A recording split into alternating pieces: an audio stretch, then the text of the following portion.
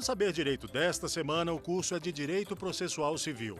Você vai ampliar os seus conhecimentos sobre teoria e prática de ações possessórias, o histórico delas, as ações possíveis, as inovações no CPC de 2015 e muito mais. As aulas são com a professora Margarete Nunes.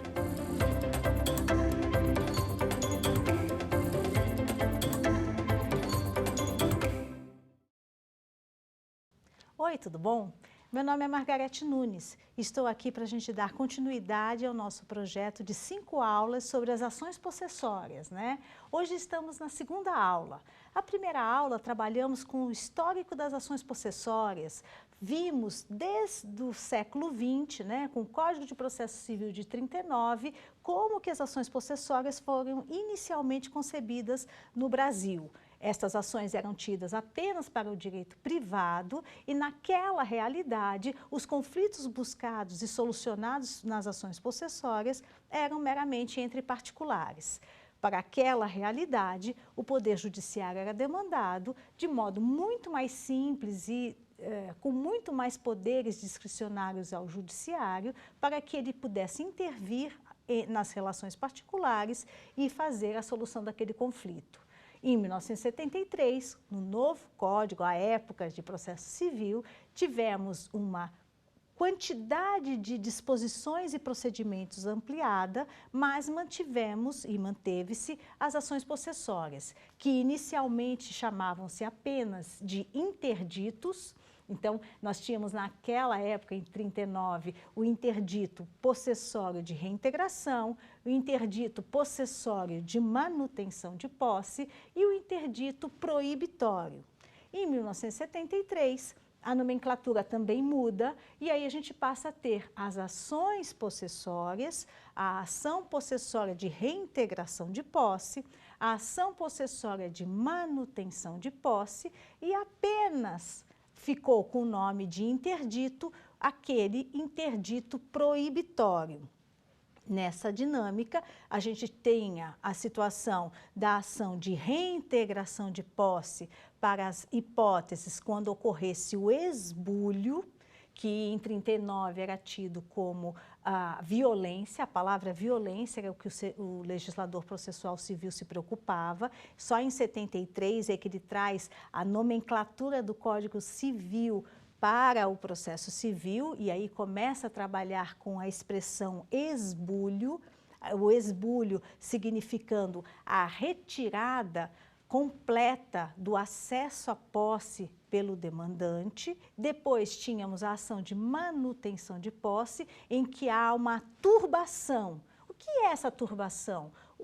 O que significa a turbação que o legislador impõe ao demandante para que ela ocorra, né? É a grande chave para saber qual a demanda, né? Turbação é quando há uma invasão ou uma perturbação, se a gente quiser trazer uma palavra mais comum, né, utilizada na sociedade, a turbação seria uma perturbação da posse. Quando eu tenho ainda a mantença da posse, mas eu não tenho fluxo possessório esperado. É quando eu tenho o impedimento de portões ou de acesso, fazendo com que não tenha o fluxo de posse que eu gostaria. Eu ainda mantenho a posse na coisa, né, dentro do bem, mas o fluxo de acessos fica dificultado.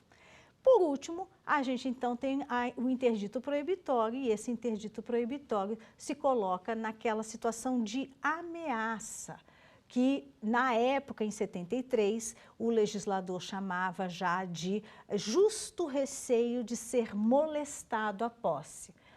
Como vocês observam, no interdito, eu não tenho uma efetiva retirada da posse ou de acessos a ela. Eu tenho aquele ouvir dizer, né? Aquela situação em que eu estou me sentindo insegura no uso da coisa e parece que vou sofrer o esbulho, a turbação. Nessas dinâmicas, a gente tem, então, a ação possessória de interdito proibitório, que, evidente, exige muito menos do autor da demanda, porque não faz com que esse autor da demanda tenha a imposição de fazer provas. Lógico, né? Não havia como fazer prova de uma situação que ainda não teve consequências práticas na oportunidade. Como que eu posso fazer a prova de um justo receio? É ainda na figura do receio. Vocês veem que as ações possessórias, elas se diferem consideravelmente do procedimento comum, porque naquele procedimento comum não há nenhuma imposição ao autor para que faça prova. O autor da demanda, ele ajuiza a ação e quando ajuiza a ação, numa ação de procedimento comum, ele faz as alegações e junta eventuais documentos que possui. Qual é a prova que ele possui imposta? Nenhuma. Naqueles procedimentos possessórios, sempre foi obrigatória a necessidade de colocação de provas, né? E essas provas, justamente, de turbação, de esbulho ou de justo receio de ser molestado na posse. Começando então agora pelas ações possessórias nominadas, né? Eu depois quero trabalhar com vocês sobre as situações específicas em que já conversamos na questão histórica e na evolução das possessórias, sobre a necessidade de intervenção do judiciário em conflitos sociais, mas de um panorama geral sobre as ações possessórias, eu destaco que elas jamais se confundem com discussão de propriedade, de titularidade, elas visam apenas discutir a posse, inclusive meras detenções. Então, hoje em dia, muito mais fluida e aberta a possibilidade de uma posse que não regular ser discutida na ação possessória e temos como delimitação clara 3 ações possessórias. Código de 2015, com vigência agora em 16, né? A Lei 13.105 de 2015, né? Com vigor em 16, né? O novo CPC, ele vai trabalhar com as ações possessórias findadas e numericamente em 3. A ação de reintegração de posse, a ação de manutenção de posse e o interdito proibitório. Quando eu estou numa ação de reintegração de posse, a primeira situação que eu tenho que fazer prova é a perda da posse.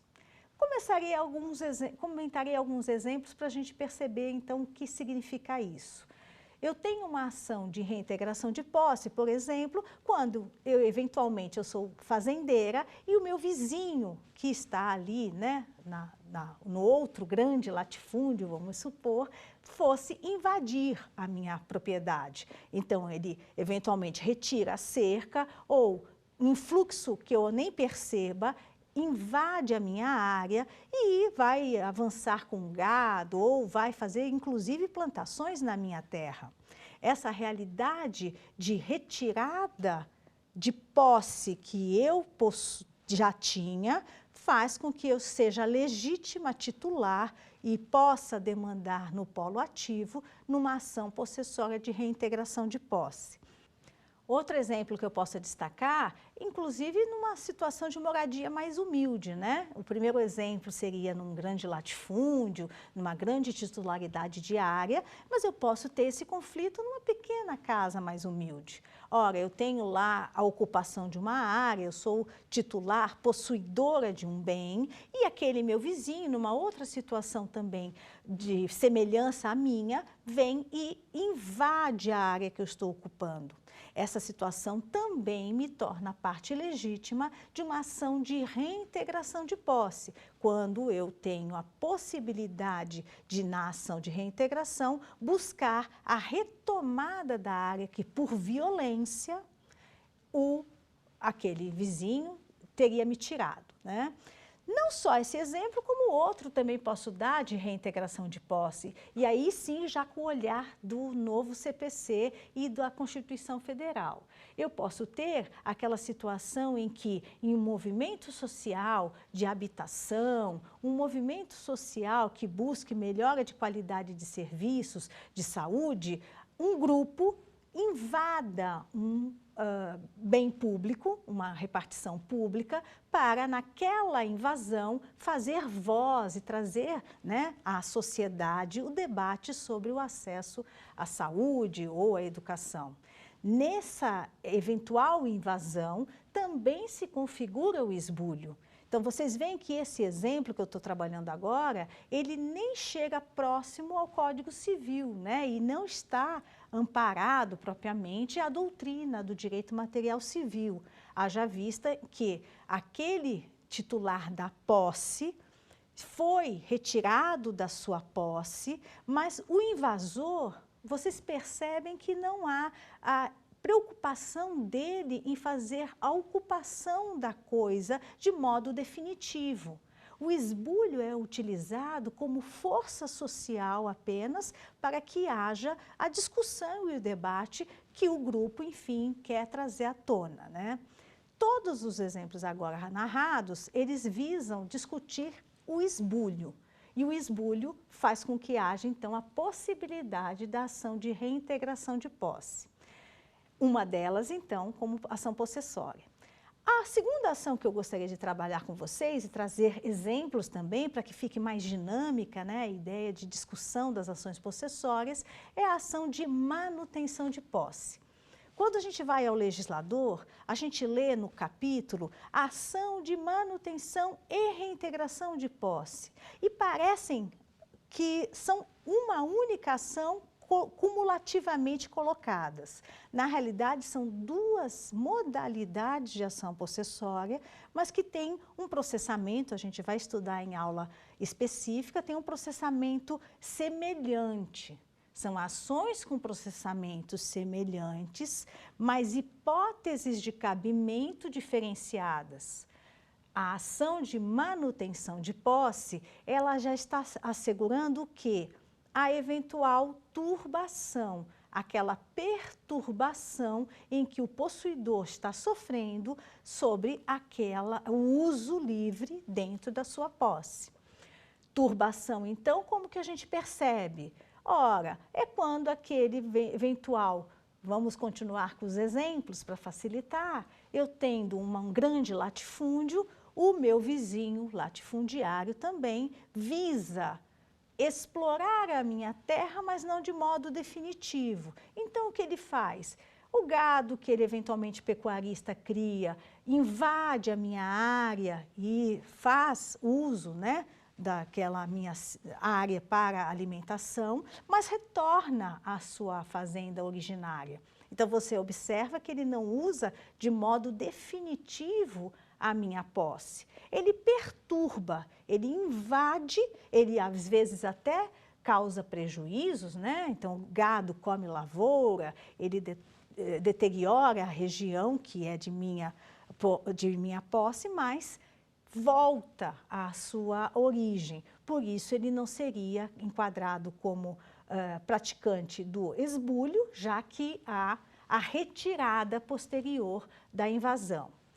Em exemplo semelhante, também na mesma ideia da ação de manutenção de posse, com essa tal turbação, né, que seria a tal perturbação, que eu gosto de chamar, né, porque facilita a compreensão, eu tenho também naquela hipótese de eu estar numa localidade e ocupando uma área em que meu vizinho, ele faz festa e os seus convidados vão ao meu quintal, sobem no muro. Eles têm o hábito corriqueiro, costumeiro de som alto, fazem com que haja uma dificuldade, inclusive, de entender o que seria a posse de um e a posse de outro.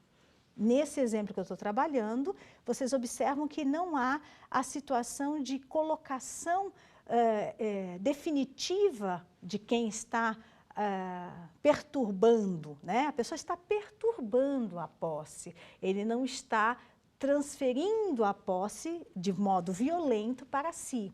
Esse é um dos fatores que a gente observa como situação de manutenção de posse.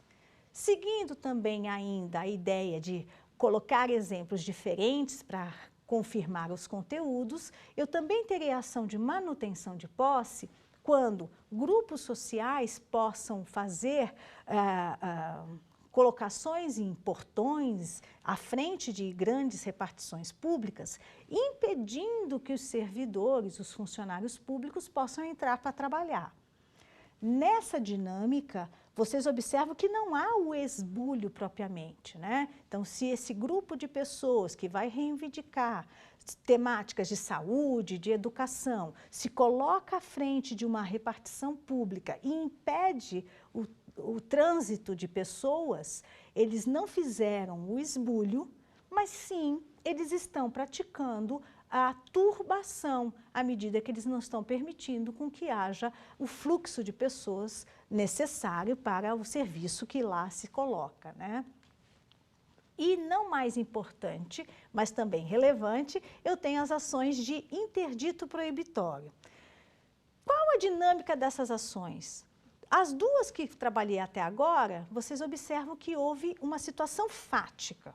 Então, a pessoa invadiu e se colocou, mesmo que sem características de ficar de modo definitivo, mas ele esbulhou. Na outra manutenção, o grupo ou a pessoa se coloca de modo a perturbar a posse daquele que é titular dela, né? Na de interdito proibitório, já não temos essa dinâmica. A ação de interdito proibitório, ela visa trazer tranquilidade a quem está sendo, como eu gostaria de mencionar, ameaçado.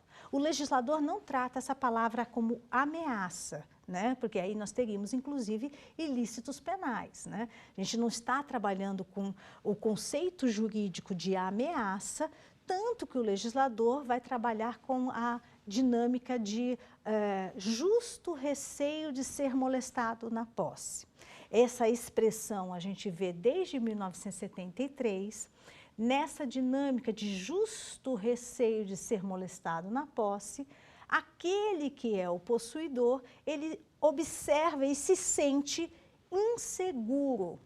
Há notícias, há afirmativas, há comentários, movimentações que demonstram e trazem razão para a insegurança do possuidor, mas não trouxeram ainda a efetivação de situação que pudesse fazer com que ele se valesse das duas primeiras ações.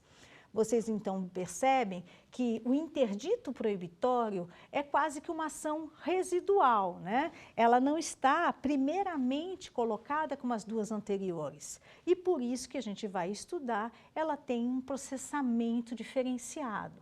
As duas primeiras que acabei de estudar com vocês, né, de reintegração e de manutenção de posse, trazem aquela afirmativa de ter efetivado uma situação e com esta situação fática, a demanda judicial ter mais celeridade. Na última, agora é narrada, que a gente está estudando de interdito proibitório, eu não tenho essa situação fática. O que eu tenho é a expectativa de que possa acontecer. Evidente que o judiciário, e essa temática é uma das principais em ações possessórias, ela se dá a temática no presente. Sabemos que o judiciário, ele não poderia e não vale-se para demandas hipotéticas. Eu posso ser vítima de algo, né? Não é essa a ideia que o judiciário enfrenta. O judiciário tem que enfrentar as questões já consumadas. O interdito proibitório é uma exceção. Então, vocês veem que essa sutileza é extremamente relevante, porque o interdito proibitório se coloca como algo que é novo, ele traz uma situação de imposição ao judiciário, de trazer respostas a algo que não aconteceu. Não houve ainda nenhum fato consumado de esbulho ou de turbação. Há só uma mera expectativa. A expectativa, obviamente, poderia nunca se consumar. O legislador entende ser necessário que haja uma demanda, porque nós estamos em temáticas de violência, né? É uma exceção ao processo civil, né? Via de regra, o processo civil visa trazer solução de conflitos, mas que ainda são conflitos das discussões de direito material. Direito material público ou direito material privado, mas que ainda não ocorreram alterações fáticas entre as partes. A demanda de interdito proibitório, ela difere completamente das outras duas ações, justamente porque ela é cabível em situação não concretizada. Parece até antagônico processualmente falando, já que em processo civil, né, é fato, e nós estudamos desde o início do procedimento comum, que o processo judicial civil nasce naquela necessidade de uma solução de conflito já existente. O interdito proibitório passa pela situação de futuro. Então, dentro dessa dinâmica de futuro, o interdito proibitório vai trabalhar e o judiciário vai enfrentar uma situação que não aconteceu ainda, que seria essa tal situação de receio do demandante de ser molestado na posse. Diante disso, e para a gente já confirmar alguns conceitos que a gente está trabalhando sobre as ações possessórias, vamos ver aqui um quiz para confirmar?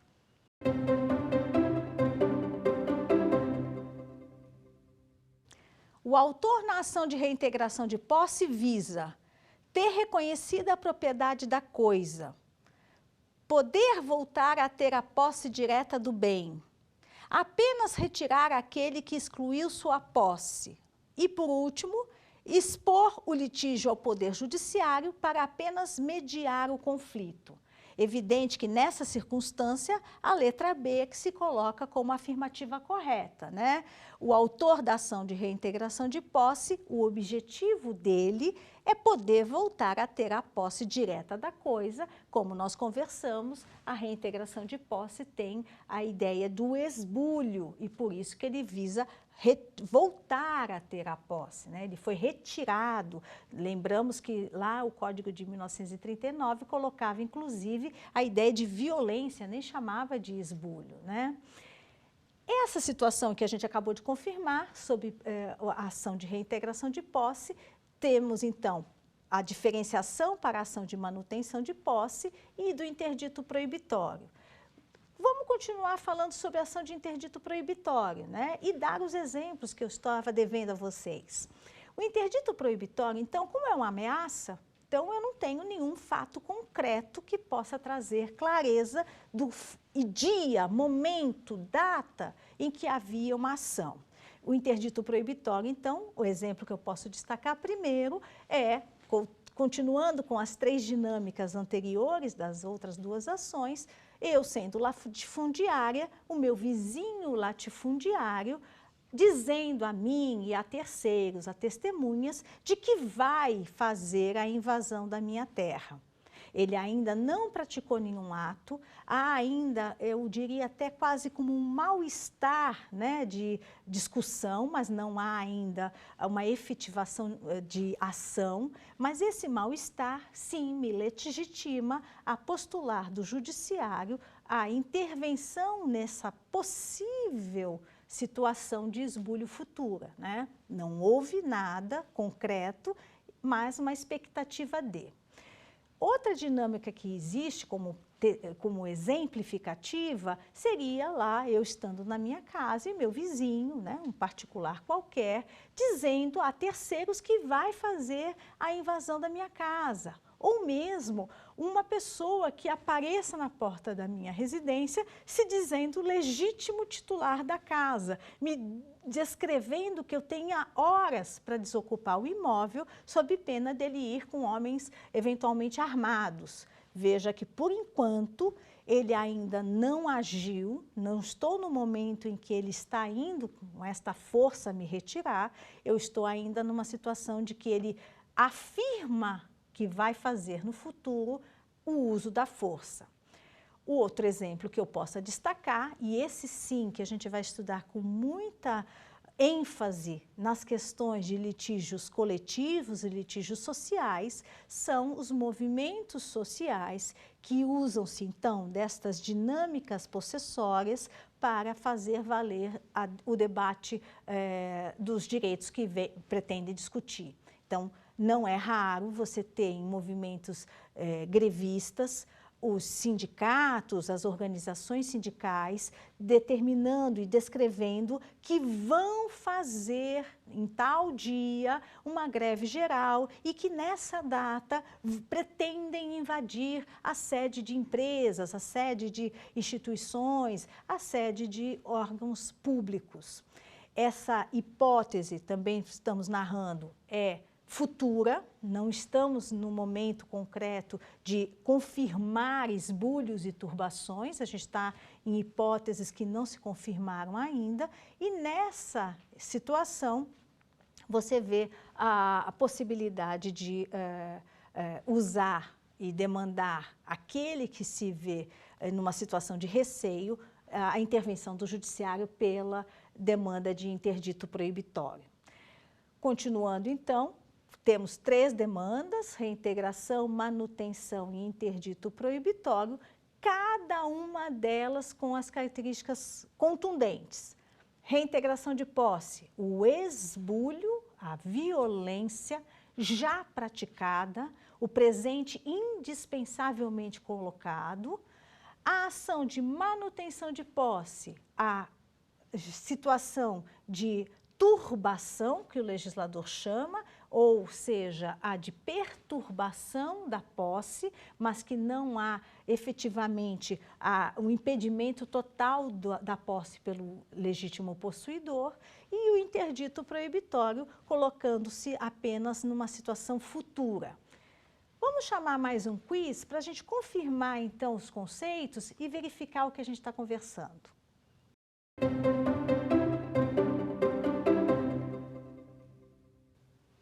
A ação de manutenção de posse tem como causa de pedir o esbulho praticado pelo réu, o justo receio do autor em ser molestado na posse, a turbação da posse praticada pelo réu, ou a intenção do autor em ver reconhecida sua posse como justa, mansa e pacífica. A resposta aqui necessária está na letra C, a turbação da posse praticada pelo réu. Como a gente observa nesse quiz, a demanda e a nossa pergunta é sobre manutenção de posse. E o eixo fulcral na manutenção é, sim, a turbação. É a imposição que o legislador nos coloca para a prova dessa turbação, né? Não há possibilidade da turbação ser colocada só como mera expectativa. Então, é importante, falei dos exemplos, mas é necessário que vocês também observem dentro da legislação o que eu estou conversando, né? Vocês sabem que a nossa aula de hoje é processo civil, e processo civil, ela não está focada na doutrina, né? Na realidade, justamente o doutrinador parte, como eu estou partindo, da legislação. É importante que vocês tenham em mãos o legislador processual civil atual, de 2015, né, o processo civil, e a partir do artigo 560, nós temos as ações possessórias em espécie, né? Como a ação possessória se dá e quais são os requisitos para cada uma delas. O artigo 560 discute e delimita o quê? Que o possuidor tem o direito de ser mantido na posse, no caso das ações de manutenção de posse, quando houver a turbação. E, em outro sentido, em outra situação, o possuidor tem o direito de ser reintegrado na posse no caso de esbulho. Esta é um apenas dispositivo que trata sobre as duas ações e chamo a atenção, quem está acompanhando comigo, quem está lendo no site, eventualmente do Planalto, né, o Código de Processo Civil, eu lembro que este artigo, ele mescla as duas ações numa redação única, mas são duas ações e jamais elas seriam possíveis de serem cumuladas, porque as hipóteses de cabimento são muito diferentes. Para cada uma dessas duas ações, de manutenção ou de reintegração de posse, eu tenho o artigo 561 impondo ao autor requisitos ampliados, que não estão só no artigo 319. Quem está me ouvindo sabe, a gente está pensando, né, no aluno, naquele bacharel em Direito que já estudou procedimento comum, e no procedimento comum, hoje, os requisitos da inicial estão dispostos no artigo 319. Esses requisitos também valem no que for geral para as ações possessórias. Mas só o artigo 319 é suficiente? Nas ações possessórias, não. Principalmente na ação de manutenção ou ação de reintegração de posse. Por exemplo, aqui no artigo 561, nós temos aqui que o autor, numa ação de reintegração ou de manutenção, ele tem que fazer outras provas. Eu vou fazer uma leitura evidente que focada em uma ação de cada vez. Vou começar com a ação de reintegração de posse. A ação de reintegração de posse, o autor tem que provar o quê? Sua posse. Primeiro requisito. O segundo requisito, ele tem que provar que foi esbulhado. Então, existe a violência praticada, não é algo que apenas se supôs que pode acontecer. E já ocorreu, então, o que o legislador chama de esbulho, né, a violência. Também como requisito da reintegração de posse, nós temos a data do esbulho. Então, eu não posso apenas provar que o esbulho aconteceu, como eu também tenho que fazer a prova da data que o esbulho aconteceu. Isso é importantíssimo, porque diante da data, nós veremos se o esbulho está com menos de ano e dia ou mais de ano e dia. Refletirá em eventual liminar que a gente vai falar já já. Além disso, como requisito, né, ainda estamos na inicial, não avancei no processo, para a ação de reintegração de posse, eu também tenho que fazer prova de que houve esbulho, que há a data do esbulho e que eu ainda permaneço sem a posse da coisa. Então, é uma acumulação de condições para que eu possa ajuizar a ação de reintegração de posse. Não é facultado ao autor deixar de cumprir um dos requisitos. Se faltar uma das situações, a ação não cumpre os requisitos da inicial. Para a gente também estudar a ação de manutenção de posse, eu devo destacar que o autor tem que fazer prova de quê? De que é possuidor, a ação de manutenção de posse também não faculta essa prova, então você tem que fazer a prova da posse, você tem que fazer a prova de que há turbação, então existe sim uma ação do réu que está fazendo com que você não tenha acesso à coisa, você tem que fazer a prova da data dessa perturbação, desse incômodo que você está sofrendo, então não basta só fazer a prova do incômodo, você tem que mostrar a partir de quando este incômodo ocorreu, para que eventualmente a gente possa discutir a liminar. E por último, como a ação que eu estou narrando é de manutenção de posse, eu tenho que fazer a prova de que eu ainda continuo com a posse. Então, eu não perdi a posse, porque se tivesse perdido a posse, a ação não seria de manutenção, e sim de reintegração de posse.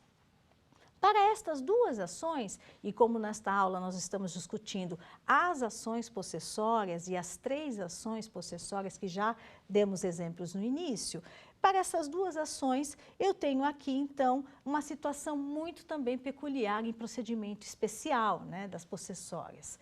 O autor ajuiza a demanda, ele elabora a inicial. E aí eu faço um parênteses para lembrar que as ações possessórias, elas indispensavelmente têm a intervenção de um advogado. Não cabe ação possessória em juizados especiais, porque no juizado especial nós temos um outro modelo de procedimento especial e concebido o juizado especial para demandas de pequena complexidade, não poderia ter nesta temática tão complexa processual o foro dos juizados especiais, né? Então, todas as discussões que estamos trabalhando hoje necessitam da intervenção do advogado e com esta inicial e estas provas aqui trazidas, aí a gente tem a possibilidade, com a instrução formal, de ajuizar a demanda. Mas para que a gente não fique aqui conversando e sem fazer testes de conhecimento, eu vou chamar mais um quiz para a gente confirmar aqui o que estamos discutindo.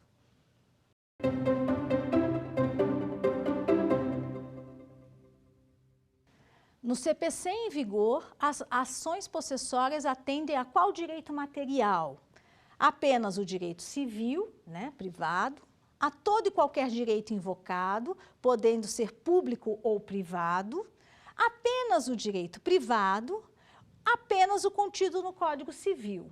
No passado já tivemos outra hipótese, mas hoje claramente temos a hipótese da letra B, confirmada pela nova redação do Código de Processo Civil de 2015. No Código em vigor, as ações processórias confirmaram-se como possíveis de discutir direito público e direito privado. Tanto que a gente agora vai conversar também um pouco mais sobre isso, né? Ajuizamos as ações possessórias de reintegração ou de manutenção de posse. O autor foi obrigado a fazer toda a inicial, os requisitos gerais do artigo 319, e aí coloca-se também com os deveres do artigo 561, os requisitos da inicial, então se somam. Somados os requisitos de uma inicial como esta, o juiz recebe esta inicial. Nesse momento, a gente tem, eu gosto de destacar o aluno, que eu penso que não é apenas um mero despacho do juiz, né? Nós lembramos, nesta oportunidade, que o juiz se manifesta de 3 formas, em decisões interlocutórias, em sentenças e em despachos.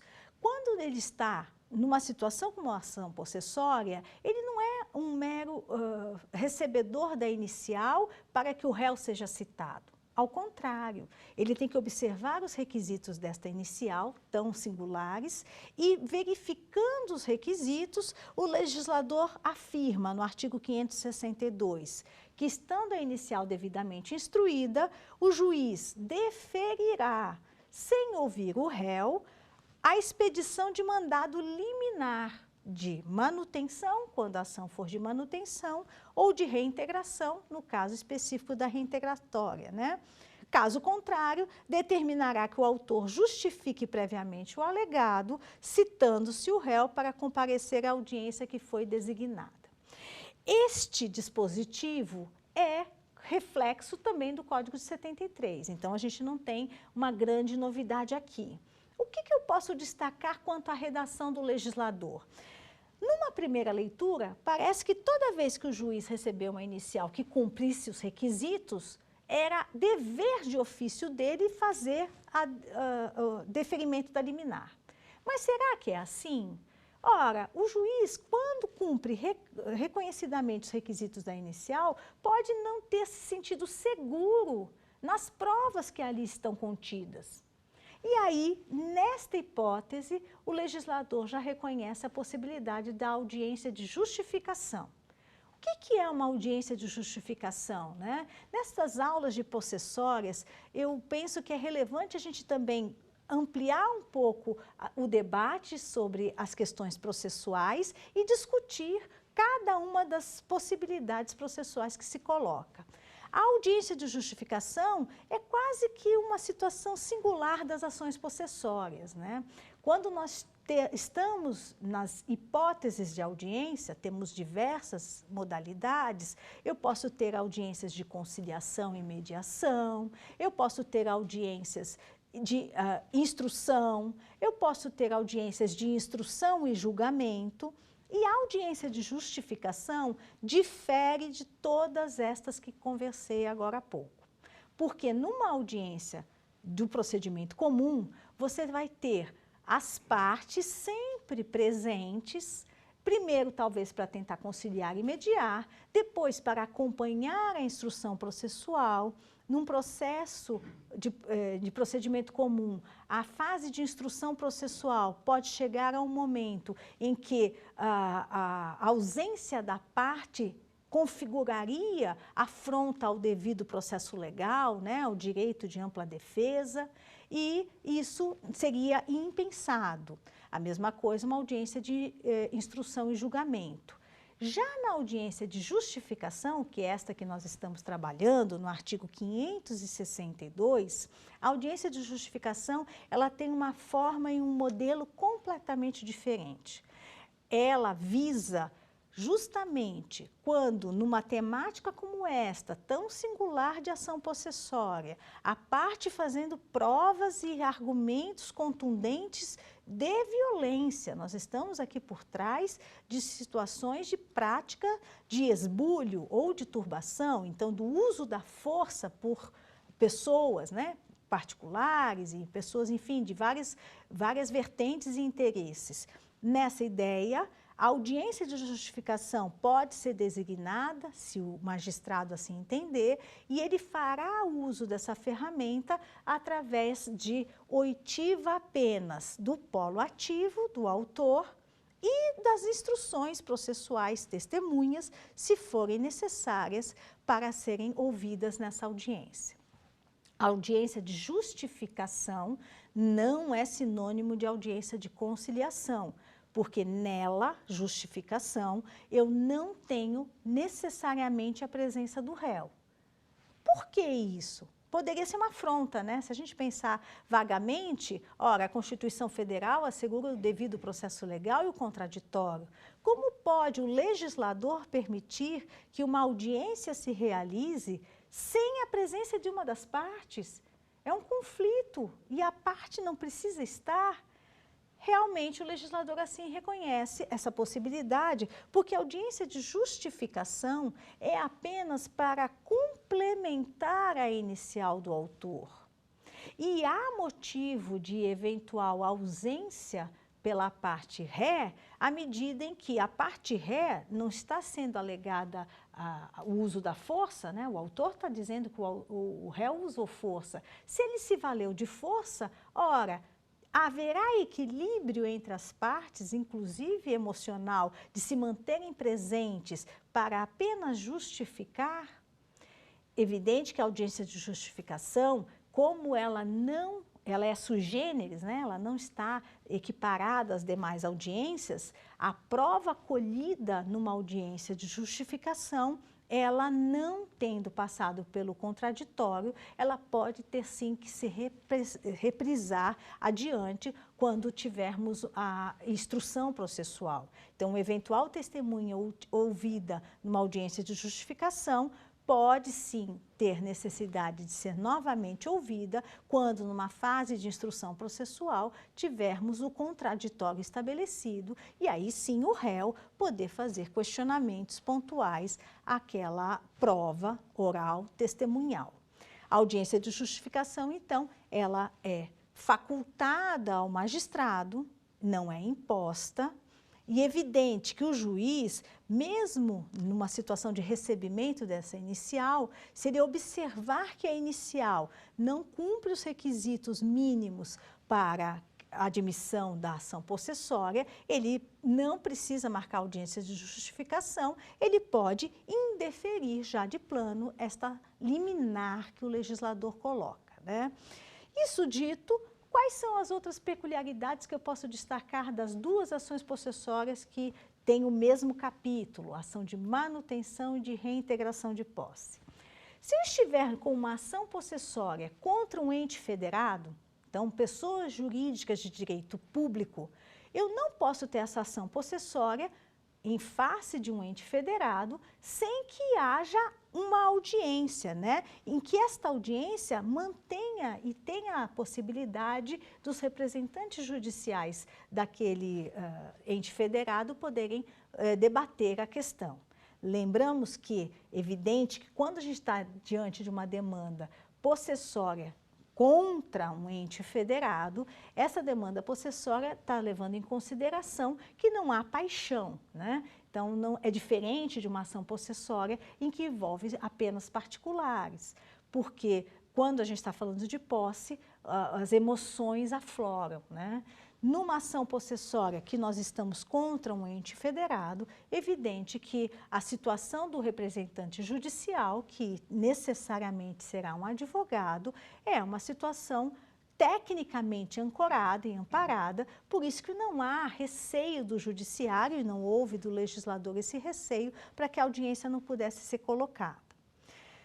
Passada a justificação e as peculiaridades sobre a audiência de justificação, o juiz terá, se decidida pela liminar, ele vai expedir este mandado de manutenção ou de reintegração de posse. Dito isso, cumpridos o eventual mandado para que haja a reintegração ou manutenção de posse, vai ocorrer a citação do réu. Então, é evidente que tudo que nós estamos conversando se equipara à tutela provisória do procedimento comum, mas não é tutela provisória. Tutela provisória nós sabemos que estaria lá no artigo 294 do Código de Processo Civil. As tutelas provisórias de urgência ou de evidência, elas coadunam-se com o procedimento comum. Para isso que elas estão regulamentadas e dispostas. Nós estamos nas ações possessórias e, como procedimento especial, as ações possessórias dizem de que modo que elas se processarão. E justamente a nomenclatura que o legislador usa, e sempre usou desde 1939, é a expressão liminar. O juiz pode ou não deferir a liminar, desde que cumpridos os requisitos daquela ação em debate, e deferida a liminar, imediatamente ele deve cumpri-la. Então, o cumprimento e as eventuais intimações para mandados de reintegração ou de manutenção de posse não estão na mesma diligência do que um mandado de citação. A citação, relembramos, que é o momento pelo qual o réu toma conhecimento da causa, né? Então, é aquele momento que o réu, através de uma ordem judicial, toma conhecimento formal, lógico, ele pode ter ouvido falar, mas ele ainda não foi, não sendo citado, ele não tem formalmente o conhecimento da demanda. Então, como vocês veem, o mandado de citação não se mistura e não se confunde com eventuais cumprimentos da liminar de reintegração ou de manutenção de posse, né? Feita a citação, nós teremos a possibilidade, lógico, e assegurada pela Constituição Federal, não podia ser diferente, do contraditório. Enfim, né, chegamos ao contraditório e o contraditório vai se dar com o prazo de 15 dias para que o réu ofereça a sua defesa, né? O réu, ele oferece a defesa, por enquanto vocês observam que não há audiências de conciliação ou mediação, porque seria até justificado o receio de violências entre as partes. Por isso que esse processamento não comporta a imposição de audiências de conciliação ou mediação quando um conflito possessório já ocorreu o esbulho ou a turbação. Dito isso, e aí depois teremos alguns refinos sobre litígios coletivos, que na próxima aula eu quero trabalhar com vocês, né? As disposições gerais mudaram muito em 2015, com a absorção do direito coletivo, sendo possível ser debatido nas ações possessórias, e isso vai se aplicar depois do contraditório, numa ação possessória de manutenção ou de reintegração de posse, a defesa sendo realizada, defesa esta protocolada e debatida pelo autor, com também a possibilidade de manifestação em réplica, lembrando que o legislador não usa essa palavra réplica, né? A palavra réplica é da prática forense, né? Nós, advogados e juízes, temos a praxe de falar que a manifestação do autor após a defesa do réu, ela tem essa nomenclatura, mas não chega a ser um nome, porque nome seria se o legislador assim chamasse, né? A possibilidade de exaurir-se essa situação de contraditório vai fazer a partir desse momento a ação de manutenção ou a ação de reintegração de posse passar pelo procedimento comum. Então, toda a singularidade da ação possessória se dá no início, dos requisitos da inicial, na decisão interlocutória que o juiz tem que proferir, eventuais possibilidades de audiência de justificação, um nome tão singular, tão peculiar para as ações possessórias de manutenção ou de reintegração de posse, e após isso, a defesa do réu com as suas singularidades, inclusive também dos pedidos contrapostos que a gente vai falar na aula seguinte. Por fim, eu queria conversar com vocês sobre a hipótese da ação de interdito proibitório, que a gente conversou sobre os requisitos das ações de manutenção e de reintegração de posse, mas não esqueci do interdito proibitório. Não por acaso o legislador colocou uma seção especial separada do interdito. E nessa aula a gente estava refletindo por quê, né? O interdito proibitório ele é tão singular que o judiciário é demandado por algo que é umas meras expectativas daquele que demanda, né? O autor da demanda não tem clareza ainda de que o fato ocorreu, eles têm receio, e nesse receio o judiciário é instigado a manifestar-se. Qual o requisito da inicial? Uma inicial de interdito proibitório não pode ser ajuizada apenas com os dispositivos do artigo 319, né, os requisitos da inicial de um modo geral. A hipótese que é imposta no interdito proibitório é a colocação deste justo receio de ser molestado à posse. Vamos trabalhar então com alguns exemplos sobre essa inicial.